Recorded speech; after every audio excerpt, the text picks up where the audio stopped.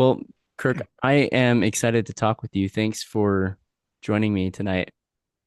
For Yeah, of those that course. don't know you, give us a 1 minute intro about yourself. Yeah. My name is Kirk Voss. I'm a marriage and family therapist. I've worked in a number of different places in the country.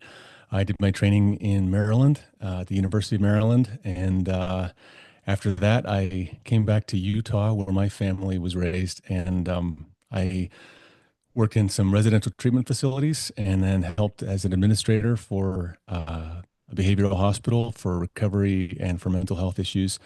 And then worked in a clinic. I conducted a clinic and hired and managed it for about a decade.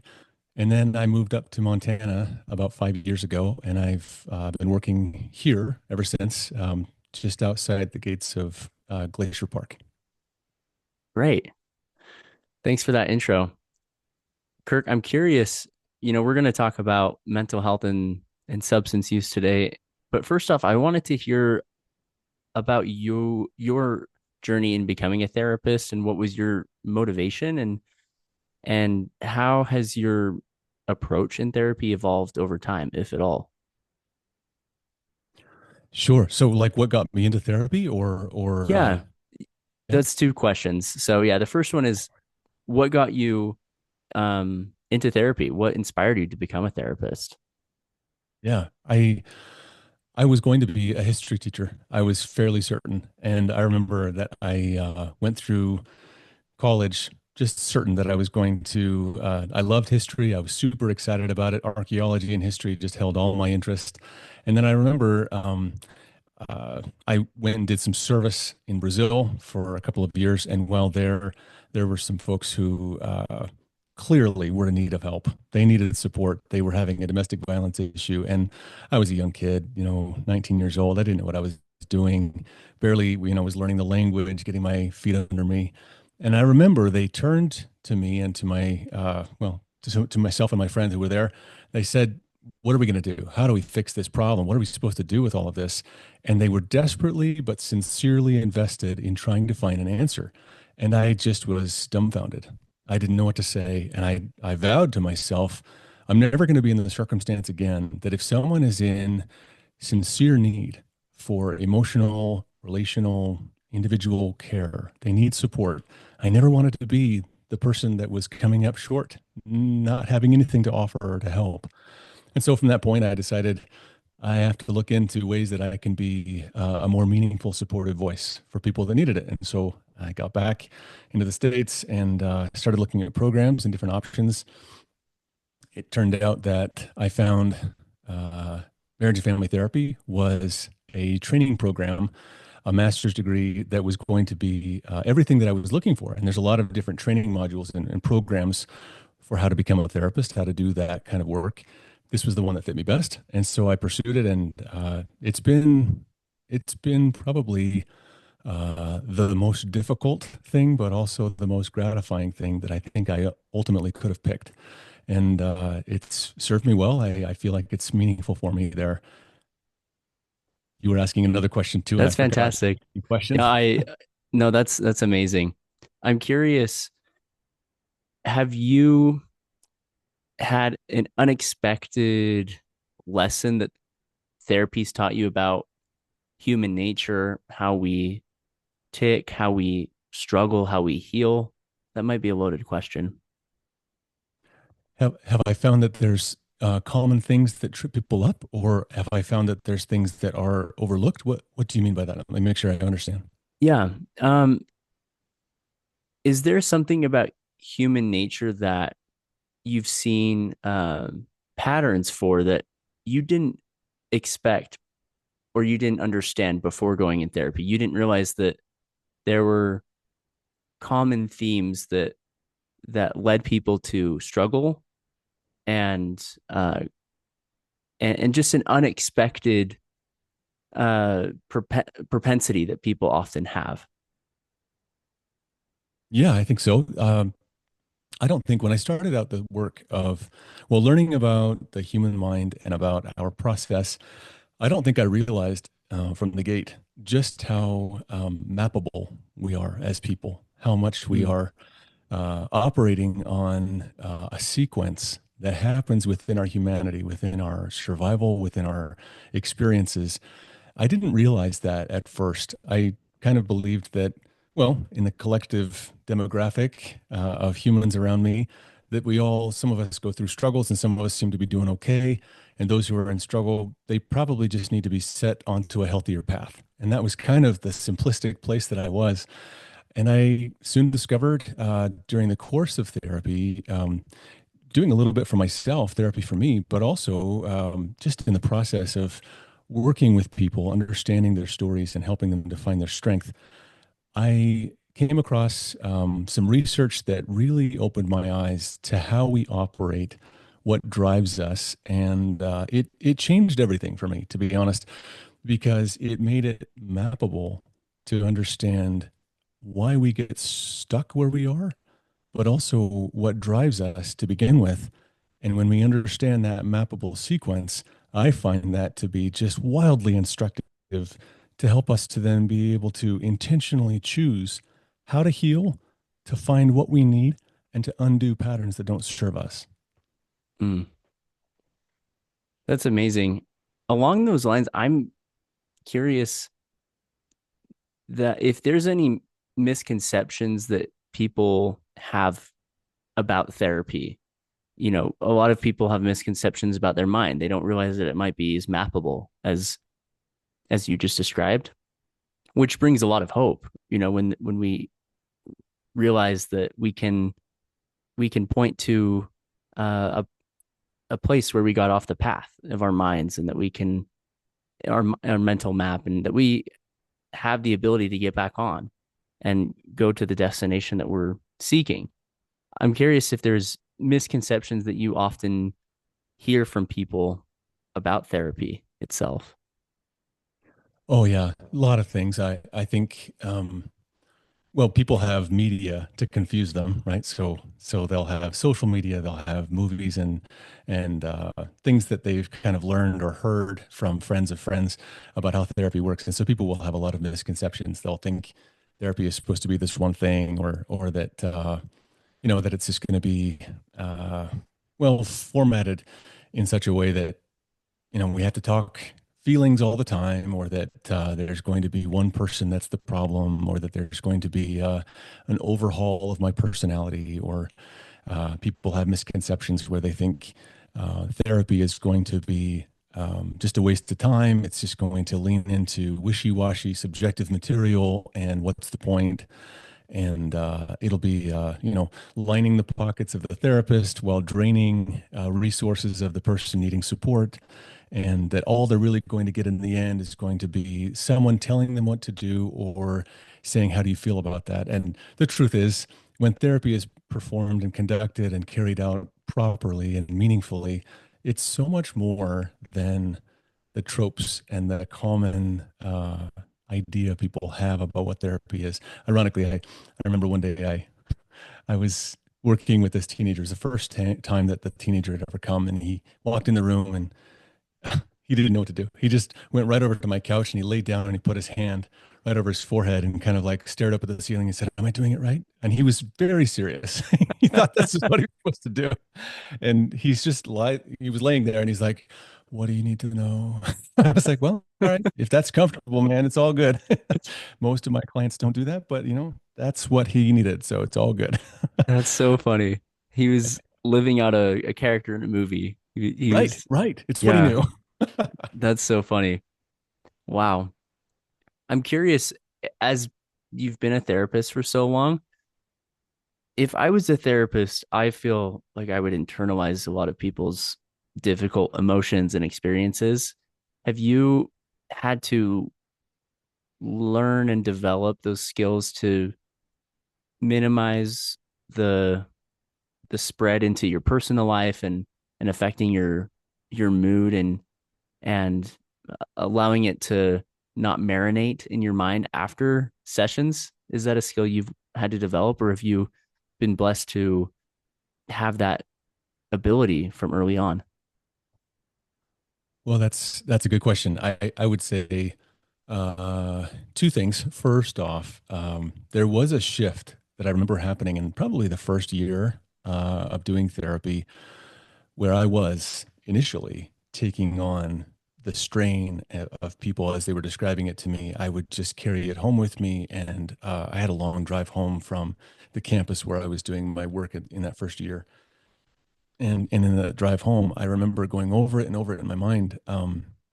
My goodness, these people are going through so many hard things. This is intense for them and the dangers that they're facing. And I was just, kind of wound up about it, not quite sure what to do. And I remember that there was a shift. I'm not exactly sure what uh, helped me to find the shift, but the shift made a big difference where I felt in a very real way like I was doing kind of like a very personal shift work, so to speak, where people came in and I remember in my very first job as a teenager, we had those like old school like time cards, and it was like an actual like Mm, index card. We like put it in the machine, and it did like little dot matrix, so like, oh, that's your time of checking in, and that's your time of checking out, so to speak, right? Just yeah. like in the movies. And it was kind of like that in my mind. I was like, oh, you know what? Instead of me being this one and only resource that needs to have all the answers for this person or these set of people, instead, I felt like for the hour that I was going to share with this person, I was supposed to clock in into their lives. And then during that hour, be as present as I could be, care about them without guile and without agenda, other than allegiance to their good health.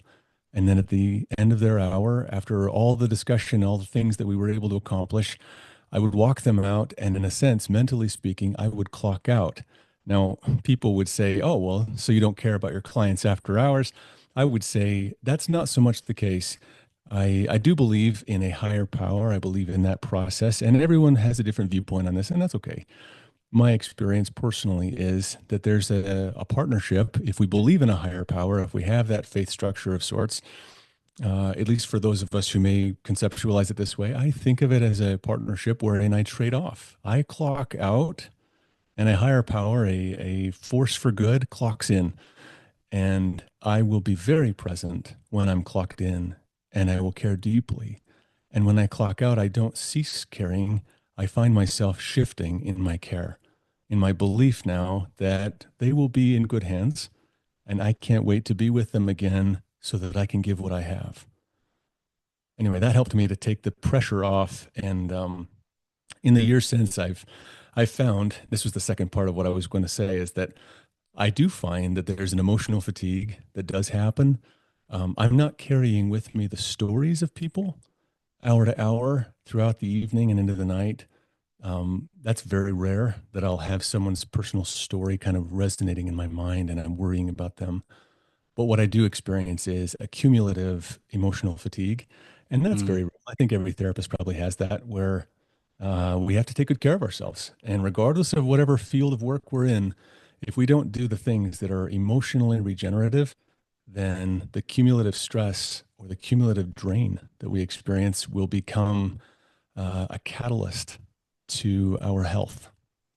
yeah. And we need to be mindful of that. And when I'm on my game, I will take good care of me and recharge my battery, and things are well. And if I'm not on my game, I drain and I feel the weight of the day, and it does Mm, make it harder. So yeah.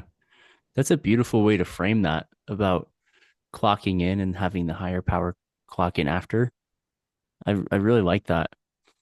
As a therapist, you help people learn how to take care of themselves emotionally. I'm curious for you, what are some of those things that recharge your batteries and help you stay centered so that you're not emotionally drained? yeah, so um, I I have I have the privilege, really. I mean, and I do recognize it as a privilege because it's not something that is always accessible to everyone at every phase of life. But I am currently blessed with the privilege of having a supportive partner, my wife, and some beautiful kids, and that is in itself regenerative to me. Being with them, I won't say that being with my kids is always calm and peaceful. Sometimes it's quite hectic and overwhelming. Yeah, It I can be imagine. overstimulating. But I do find, at least for me, and I hope that this will make some sense. I find that whatever item I may lean into, I enjoy fly fishing, and if I have time, I always will seek for that. I enjoy being with my family, and I love doing things that bring new experiences to my kids, or help us to laugh together, or help us to connect in some way. I love to I like gardening. I like working in nature. My wife loves hiking, and I endure hiking, especially if there's water on the other end to fish in. Uh, and I enjoy riding, and I enjoy being being on the road. I really enjoy road trips. They're like a moving postcard to me. But what I find is the common theme underneath all of these things, the regeneration that happens for me on an emotional level, ultimately comes down to, am I finding meaning in the thing that I'm doing? And sometimes that's as simple as, I love this music and that reminds me of happier times. Or this music resonates with me and it stirs me in some way. Or and on a more complex and deeper level, I might say being with my kids reminds me that we're part of something bigger than just ourselves. Or if I'm able to be with my wife, then I feel like, yeah, right now I'm not the only one in the world who's aware that my effort mattered, and she can help me see that. But whatever it is, whether it's fishing or being in nature or family or people, I always am hungry for things to matter, things to have deeper meaning. When I don't have that, I find myself more tired. When I do have that, even straining days, even overwhelming days are still possible. That's really beautiful. Um, I think a lot of people, including myself, misconstrue happiness or temporary pleasure for meaning, and that's really what we're after is meaning. Like the famous book, Man's Search for Meaning. People Yeah. that were in the worst suffering that humans can endure, a lot of them were not happy, but had a deep sense of meaning, and in their soul were. I mean, I don't know how they felt, but just based on his description, felt contentment to a degree. Also, excuse, there might be some noise. This mic is extremely sensitive, but I can hear it in my headphones. But we'll keep going. Um, hopefully they quiet down. But hey, they're having meaning in their conversation. Hopefully, but We can um, hope. yeah. But that's really fascinating. Finding meaning in everything. It's like how you can be surrounded by a lot of people but still feel lonely and be totally full and content with yourself. It seems similar with ways that we think of recharging. They can be regenerative, directly correlated to the meaning that it has.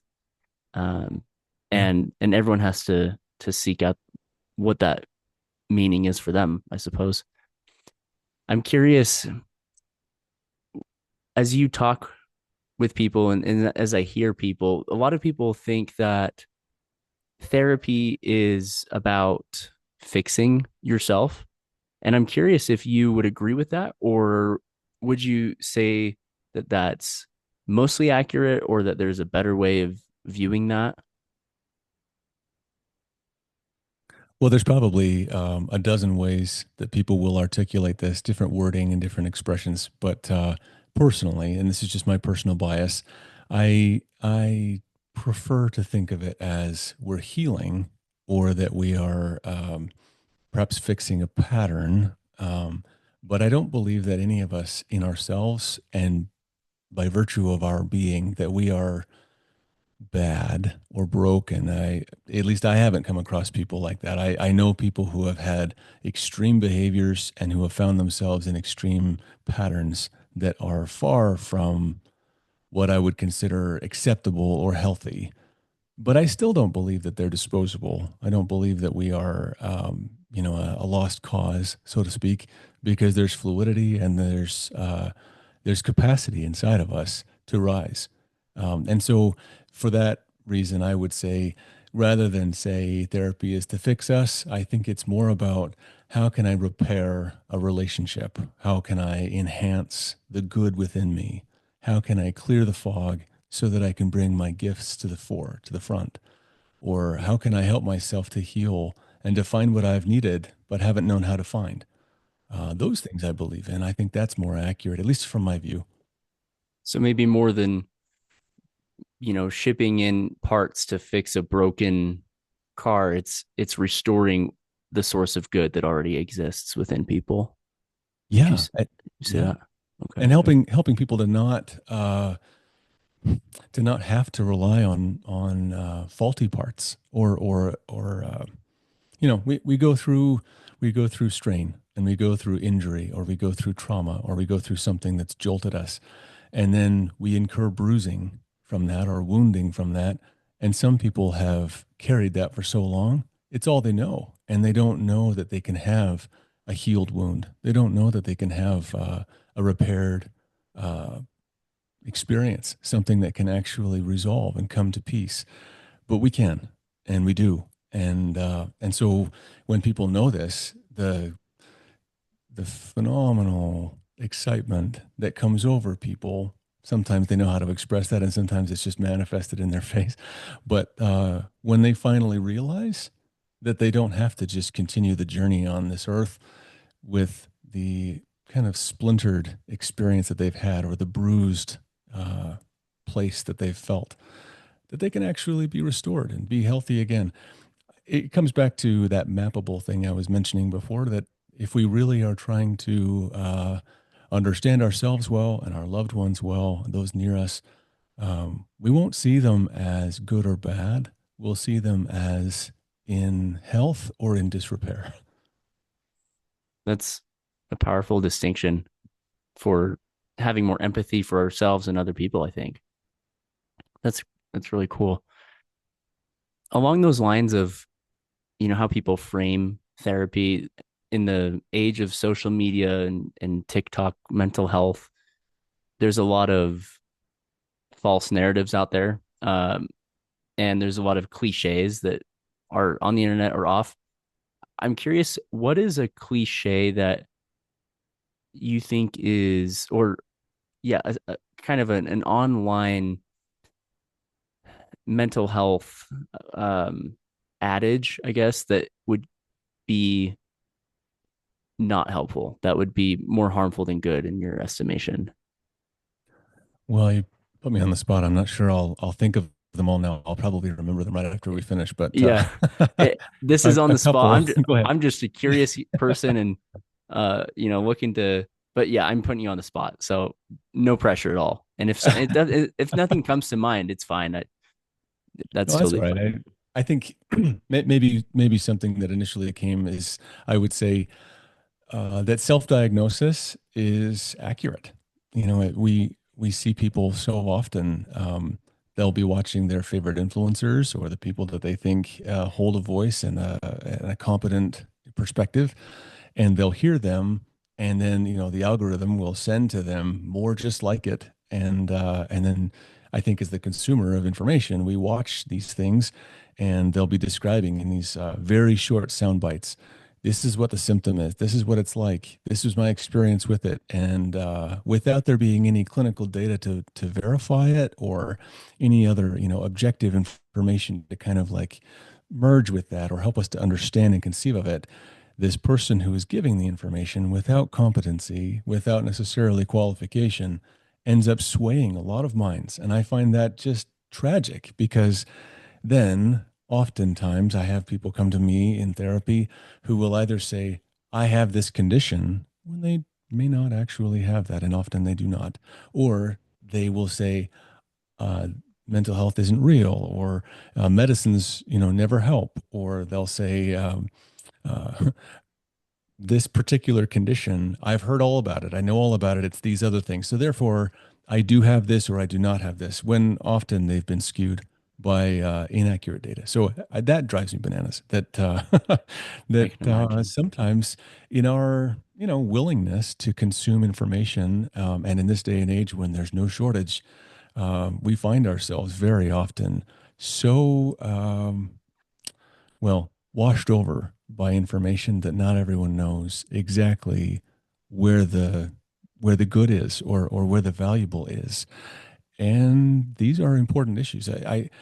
I can tell you right now that if this were an engineering topic and if everyone or electrical, right? If we were like all watching our favorite influencers talk about how to handle an electrical issue, and there were a bunch of people that then said, "Oh, I know everything about electrical work," and they went and tried it and they got shocked, there would be outcry. There would be all kinds of response. But because we don't have that kind of quick, objective, stunning, shocking response when people get misinformation about mental health and emotional health, then it becomes tragic because there's no stop, there's no catch or an ability to help people to know what they see or don't see.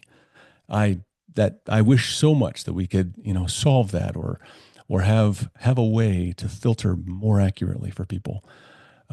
But there are other things. I think there's adages online all the time where people will start to talk, and because they speak in a soothing voice, or because they have really good lighting, or they have, kind of a charismatic tone, maybe they have a lot of followers. People will just take it, and they'll just say, "Oh, well, that's how marriage works.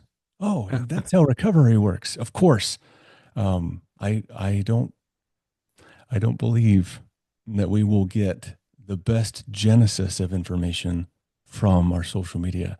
I think what we should be doing is learning from the best of confirmed, verified sources, therapy, good research, good teaching from clinicians who have some experience, and then with that information, then allow social media to give you greater depth. Wonderful, because then you'll be able to parse it out. Yeah, I don't remember the name of the fallacy, but it's something similar to a PhD fallacy where just because someone has credentials and expertise in one area doesn't make them an expert in another. And Absolutely. and I think we fall into that trap with mental health often, as you just described. When you were talking about trusted sources and vetted research, I'm curious. A lot of people that I've talked to find it overwhelming to find a therapist, and how do they pick? There's so many. Um, if someone was looking for a therapist, like they're drafting a fantasy football league, what would you what would be some of the traits that people should draft for per se? Well, that's a great one. I think usually in the search and pursuit of a therapist, most people will have a starting point like my insurance has these people, so I'll start from that list. Or they'll say my best friend's sister's aunt, saw that person, and so that was a great fit for them. So that's who I'll go and try out. There's a lot of different reasons why we start with this person or that person, but in the search of the process, in that selection, I would say um, there's different kinds of therapists with varying focuses and abilities and training.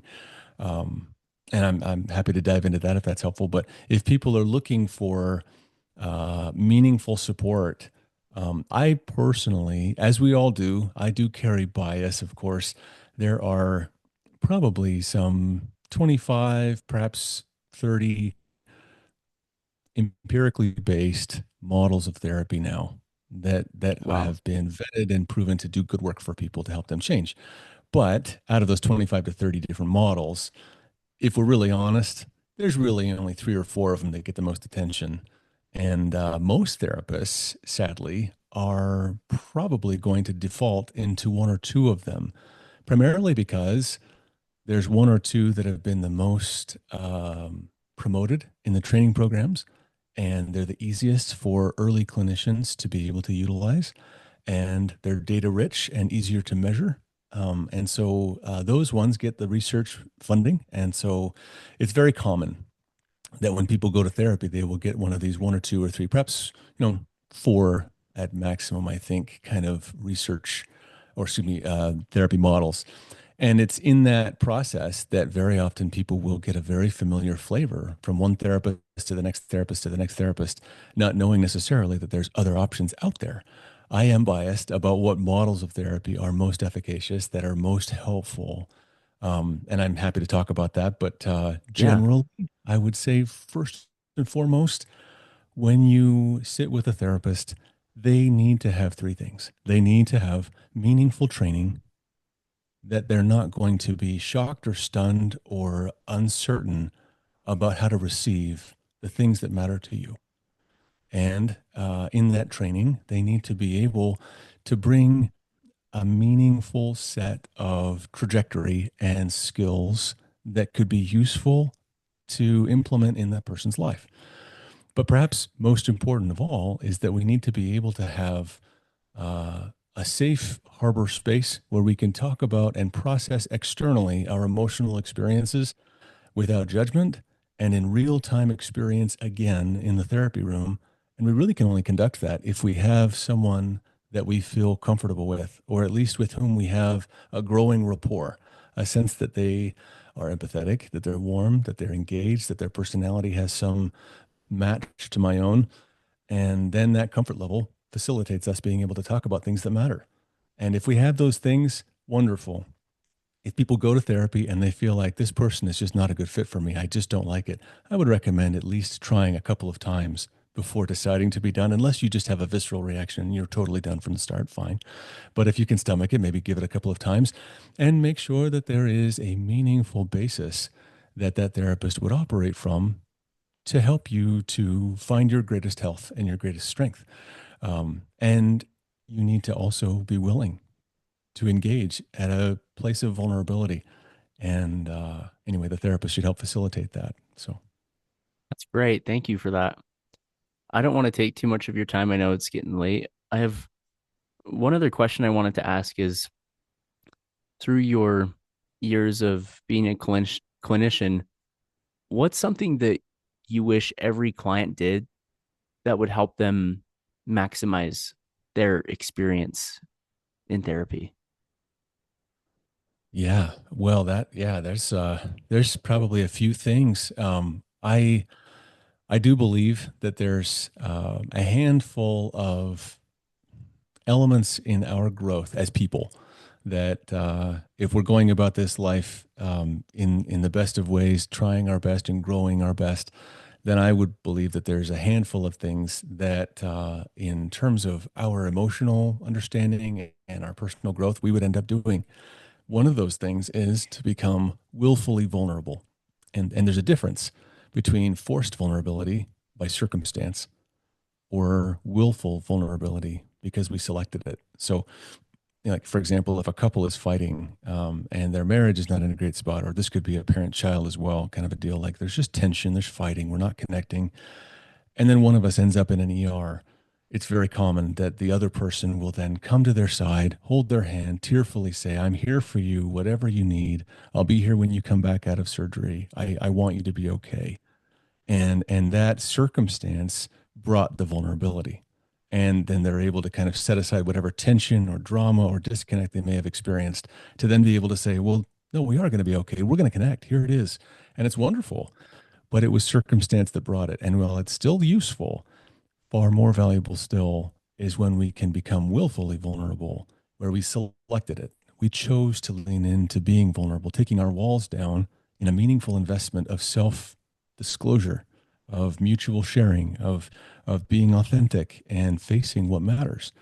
And I would hope for clients to be able to at least embrace that willful vulnerability will serve them well. Not everyone knows that. And certainly if our upbringing has been such that emotions were a liability, or they were told to be more cognitive or more analytical, or if emotions were laughed at or minimized, perhaps we were never had it modeled for us by our families to be emotionally minded or emotionally expressive, then the idea of being willfully vulnerable just sounds crazy. It sounds just foolish. And so people don't know it or they don't want it. And yet, in the concept and the process of therapy, one of the things that I believe therapy can provide, if done well, is a measure of safety that people then can operate from that would make them feel like the kind of risk that willful vulnerability would present suddenly seems worth our while because the payoffs far outweigh the risks. Now, that's not something that people can necessarily know will work before they have a taste of it, but that's often what's happening when people are in an initial courtship.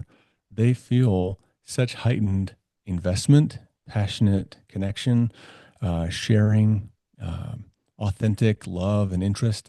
There's so much of that that we find ourselves in the common bridge of our mutual interest. We lower our walls. We're talking about things that matter to us. Not everyone is this way, but I'd say the majority in that courtship phase, they're quite vulnerable because they're good with it and they don't want to lose this person and they want the other person to know that we are highly interested and we want their high interest in us. And it's great.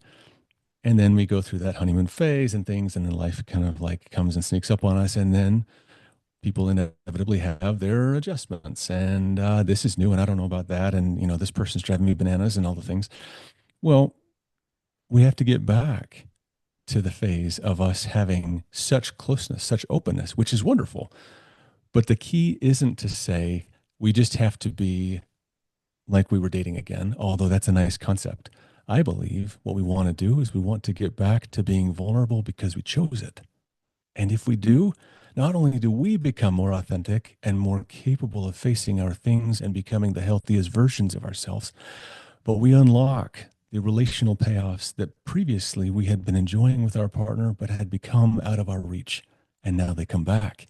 And they're not just coming back temporarily, they become sustainably mutual, enjoyable between us both. And we organically want to preserve it. And so we find ourselves not wanting anything to jeopardize that down the road. That's what helps people to organically change in a relational sense. And quite frankly, that's what helps us to feel like I am capable of facing my own things. Is if I can open the door to my own vulnerability, feel my own emotions, so to speak, without running from them, hiding them, numbing them out, then I find more facility, more ease with being able to face my own heart. And we grow confidence in ourselves. We start to feel some comfort with being with ourselves. And relationally speaking, our partners organically seek us out and want to have more of us. And that willful vulnerability, man, if people could just embrace that idea that being open, while risky, has payoffs. And if you feel too scared to do it, that's okay. But that would be a primary task. How can I help myself, either in my partnership or in myself, to build enough safety that I can do vulnerable and not regret it? And that's a good task to have. It's doable to do that. That's amazing. Willful vulnerability. That's the takeaway for me there. The power that can have. Thank you for breaking that down and walking us through that. I could keep going for a long time, Kirk, but we'll have to maybe do this another time as well. But there's so much insight that I've learned from you, and I appreciate it. I'm Where can people find you? I know you have your own podcast and your own practice. Where can people find you for both of those things? Yeah, so I do a podcast and I took a bit of a sabbatical for a little while this last 6 months. So I'm getting back into it now. But if people want to find me there, I'm doing a podcast called the Emotion Ally Podcast, and they can find that on most podcast platforms. And if they want to schedule with me or do any therapy with me, they can find me at my website, which is kirkvosstherapy.com. And I do telehealth sessions and in person, depending on where you're located, of course. But I'd be happy to help if they wanted to talk with me. Fantastic. Thank you so much, Kirk, and thank you for being a voice for constructive and reliable mental health, and really appreciate the goodness that you're spreading in the world, and excited to have another conversation soon and talk more about everything in this space. So thank you. Oh, absolutely. I'd love to do it again sometime. Thanks so much for having me.